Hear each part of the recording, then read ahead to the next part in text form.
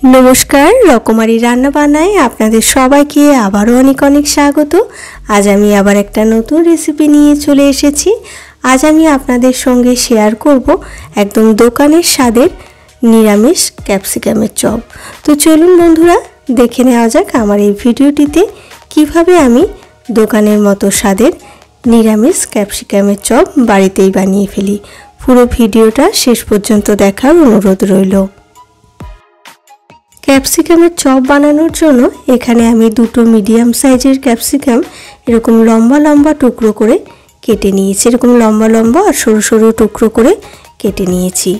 কেটে পরিষ্কার করে ধুয়ে জল ঝরিয়ে নিয়েছি। এবার আমি ক্যাপসিকামের চপের জন্য একটা মশলা রেডি করে নেব। তো চলুন বন্ধুরা আপনাদের দেখিয়ে দিই কি কি মশলা আমি এখানে নিয়েছি। এখানে আমি নিয়েছি একটা তেজপাতা, 2 ইঞ্চি পরিমাণ দারচিনি, 4টে এলাচ, 2টো শুকনো লঙ্কা, 6 থেকে 7টা লবঙ্গ আর নিয়েছি 1.5 চা চামচ পরিমাণ গোটা জিরে। এই সমস্ত গোটা মশলা আমি প্রথমে ড্রাই রোস্ট করে নিয়েছি, তারপরে একটু ঠান্ডা করে গুঁড়িয়ে নিয়েছি। আমি কিন্তু এই মশলাগুলো একদম মিহি করে গুঁড়াইনি, একটু দানা দানা রেখে গুঁড়িয়েছি। চপের মশলা একটু দানা দানা রেখে গুঁড়াতে হয়। এবার আমি চপের পুরটা রেডি করে নেব। চপের পুর রেডি করার জন্য এখানে আমি দুটো মিডিয়াম সাইজের আলু সিদ্ধ করে খোসা ছাড়িয়ে ম্যাশ করে রেখে দিয়েছি। এবার প্রথমেই আমি আলুর মধ্যে দিয়ে দিলাম ড্রাই রোস্ট করে গুঁড়িয়ে রাখা মশলাটা। সেই সঙ্গে এখানে আমি অ্যাড করে দিলাম পরিমাণ মতো লবণ, পরিমাণ মতো হলুদ আর এখানে দিয়ে দিলাম 2টো চেরা কাঁচা লঙ্কা। আর সেই সঙ্গে এখানে অ্যাড করে দিলাম 2 চা চামচ পরিমাণ সর্ষের তেল। এবার সমস্ত উপকরণ দিয়ে আলুটা আমি খুব ভালো করে মাখিয়ে নেব। সর্ষের তেল দিলে আলু মাখাটা খুব ভালো স্মুথ হবে আর খেতেও খুব ভালো লাগবে। এই ক্যাপসিকামের চপ বানানো কিন্তু খুবই সহজ বন্ধুরা। আপনারা যদি বাড়িতে কখনো ক্যাপসিকামের চপ বানিয়ে খেয়ে না থাকেন তবে অবশ্যই একবার আমার এই ক্যাপসিকামের চপের রেসিপিটি ফলো করে বাড়িতে বানিয়ে খেয়ে দেখবেন। আশা করছি আপনাদের ভালো লাগবে। চপের পুরটা তো রেডি হয়ে গেছে। এবার আমি এক এক করে চপগুলো গড়ে নেব। দেখুন বন্ধুরা, আমি ক্যাপসিকামগুলো যে কেটে রেখেছিলাম সেই ক্যাপসিকামের মধ্যে এইভাবে আলুর পুরগুলো চেপে চেপে দিচ্ছি। আমি একদম ভর্তি ভর্তি করে দিচ্ছি। পুরগুলো একটু বেশি দিলে চপগুলো খেতে ভালো লাগে, তবে দোকানে কিন্তু এতটা পুর দেয় না। আমি একটু বেশি করেই পুর দিলাম। দেখুন বন্ধুরা, দেখতে কিন্তু ভারী সুন্দর হয়েছে।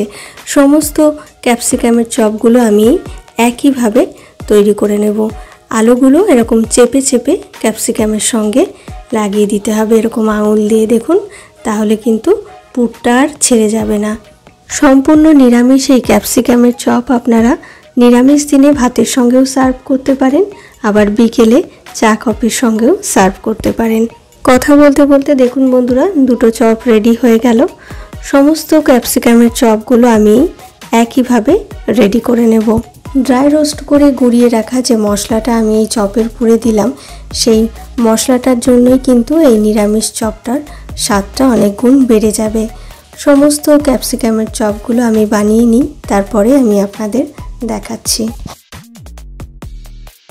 সব ক্যাপসিকামের চপগুলো আমার বানানো হয়ে গেছে। দেখুন বন্ধুরা কত সুন্দর দেখতে হয়েছে। এবার আমি বেসনের ব্যাটারটা বানিয়ে নেব। একটা বোলের মধ্যে আমি নিয়ে নিলাম বেসন। এখানে আমি ছোট যে হাতা হয় সেই হাতার 3 হাতা বেসন দিলাম। সেই সঙ্গে এখানে আমি দিয়ে দিচ্ছি পরিমাণ মতো হলুদ গুঁড়ো, পরিমাণ মতো লবণ অ্যাড করে দিচ্ছি। আর এখানে অল্প ঝালের জন্য অ্যাড করলাম আমি 1/2 চা চামচ পরিমাণ গোলমরিচের গুঁড়ো। সেই সঙ্গে এখানে আমি অ্যাড করে দিলাম খাবার সোডা। খাবার সোডাটা খুব সামান্য পরিমাণে দিলাম, 1 চিমটি মতো। আর অল্প এখানে কালো জিরে অ্যাড করলাম। কালো জিরে অ্যাড করলে খুব ভালো একটা ফ্লেভার আসে। আপনারাও যখন বাড়িতে ক্যাপসিকামের চপ বানাবেন তখন বেসনের ব্যাটারে অবশ্যই একটু কালো জিরে দেবেন, তাহলে দেখবেন খাওয়ার সময় কালো জিরেটা মুখে পড়লে বেশ ভালো লাগবে খেতে। অল্প অল্প করে জল দিয়ে এরকমভাবে চামচ দিয়ে ফেটিয়ে ফেটিয়ে আমি বেসনের ব্যাটারটা রেডি করছি। অল্প অল্প জল দিয়ে এরকমভাবে ফেটিয়ে যদি বেসনের ব্যাটারটা রেডি করা হয় তাহলে চপগুলো খুব ভালো ফুলবে আর বেসনের ব্যাটারের মধ্যে কোনো লাম্পস থাকবে না। ক্যাপসিকামের চপের জন্য বেসনের ব্যাটারটা একটু ঠিক রাখতে হবে, তাহলে ক্যাপসিকামের চপটা ভালো হবে। দেখুন বন্ধুরা, বেসনের ব্যাটারের কনসিস্টেন্সিটা এরকম হয়েছে। এবার আমি এক এক করে ক্যাপসিকামের চপগুলো বেসনের ব্যাটারে খুব ভালো করে কোট করে নিয়ে ফ্রাই করে নেব। খুব ভালো করে কোট করতে হবে, দুদিকটায় এরকম হাত দিয়ে লাগিয়ে লাগিয়ে ভালো করে কোট করে নেবেন, তাহলে দেখবেন চপগুলো খুব সুন্দর ফুলবে। দেখুন বন্ধুরা, হাত দিয়ে খুব ভালো করে আমি চপের দুটো সাইডে একদম মোটা করে বেসনের কোট করে নিয়েছি। এবার আমি সমস্ত চপগুলো এক এক করে তেলের মধ্যে ছেড়ে দেব। চপগুলো আমি সাদা তেলেই ভাজছি। ফ্লেমটা আমি লো টু মিডিয়ামে রেখে চপগুলো ভাজবো, তাহলে খুব ভালোভাবে ক্যাপসিকামগুলো সেদ্ধ হয়ে যাবে।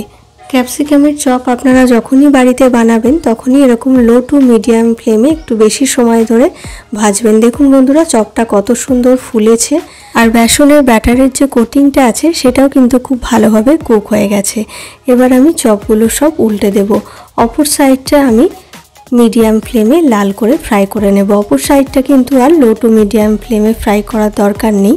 ক্যাপসিকাম যে সাইডটায় আছে চপের, সেই সাইডটাই ভাজার সময় শুধু লো টু মিডিয়াম ফ্লেমে একটু বেশি সময় ধরে ভেজে ক্যাপসিকামটা ভালো করে কুক হওয়া পর্যন্ত অপেক্ষা করতে হবে। নিরামিষ ক্যাপসিকামের চপ বানানো কিন্তু খুবই সহজ আর খুব তাড়াতাড়ি হয়েও যায়, আর খেতেও বেশ সুস্বাদু হয়।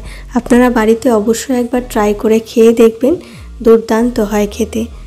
চপগুলো আমি অপর সাইডটাও একদম লাল করে ফ্রাই করে নিয়েছি।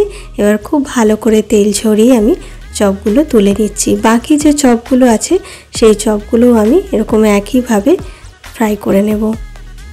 রেডি হয়ে গেল আমার আজকের রেসিপি নিরামিষ ক্যাপসিকামের চপ। আমি সার্ভ করে দিয়েছি। দেখুন বন্ধুরা, চপগুলো কত সুন্দর ফুলেছে আর দেখতেও কিন্তু ভারী সুন্দর হয়েছে। এইভাবে ক্যাপসিকামের চপ বানালে খেতে কিন্তু খুব ভালো হয়। আপনারা অবশ্যই একবার বাড়িতে ট্রাই করে দেখবেন। আর আজকের এই নিরামিষ ক্যাপসিকামের চপের রেসিপি আপনাদের কেমন লেগেছে কমেন্ট বক্সে কমেন্ট করে জানাতে আমাকে একদম ভুলবেন না। আর ভিডিওটা ভালো লাগলে একটা লাইক করে দেবেন, আর আমার চ্যানেলটিকে সাবস্ক্রাইব করে পাশের বেল বাটনটা প্রেস করে রাখবেন, তাহলে যখনই আমি আমার চ্যানেলে কোনো নতুন ভিডিও আপলোড করব আপনাদের কাছে খুব তাড়াতাড়ি নোটিফিকেশান পৌঁছে যাবে। ফিরে আসবো আবার একটা নতুন রেসিপির ভিডিও নিয়ে। আপনারা ভালো থাকবেন, সুস্থ থাকবেন। নমস্কার।